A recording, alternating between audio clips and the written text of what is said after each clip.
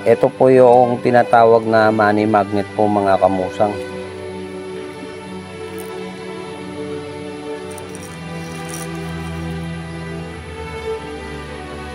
Mga bato po iyan mga kamusang, hindi po yan bakal.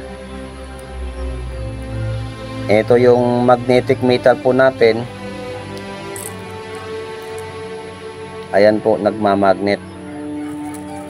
Ang money magnet po mga kamusang, ito yung money magnet ay may dalang pampaswerte po.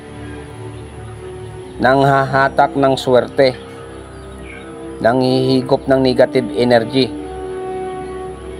Maganda po itong itangan sa mga nagninegosyo tulad sa mga karinderya o restaurant or mga sari-sari store. Maganda po itong gamitin na pampaswerte po. Nanghahatak po yan ng swerte. Sa ibang bansa po, yung mga Chinese po ay may ganun rin po yan. May mga money magnet po sila. Yan po yung bisa ng money magnet. Nanghahatak ng swerte.